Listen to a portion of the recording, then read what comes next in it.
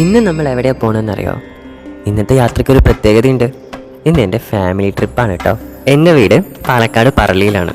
അവിടെ നിന്നും പുലർച്ചെ ഒരു 4:30 സമയത്തൊക്കെ വീട്ടിൻ്റെ അവിടെ നിന്ന് ഡയറക്റ്റ് കാടാമ്പുഴയ്ക്ക് ബസ്സുണ്ട്. കുറേ ദൂരം ട്രാവൽ ചെയ്ത് പട്ടാമ്പെത്തി. പട്ടാമ്പിൽ കുറച്ച് നേരം ബസ് നിർത്തിയിടും കേട്ടോ.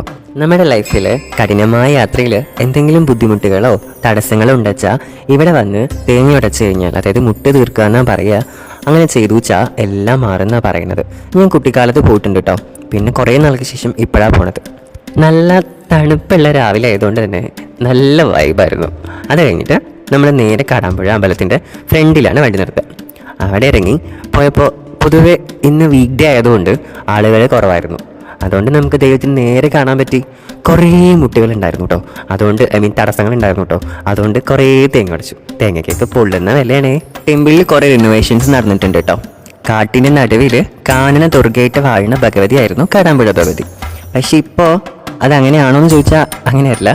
അത് കഴിഞ്ഞ് തൊട്ടടുത്തൊരു കടയിൽ നിന്ന് മസാല ദോശ കഴിച്ച് ഞങ്ങൾ തിരിച്ച് യാത്രയായി. എന്തായാലും ഫാമിലിയുടെ കൂടെയുള്ള ഒരു ട്രിപ്പ് ആയതുകൊണ്ട് വൈബായിരുന്നു. Thanks for watching.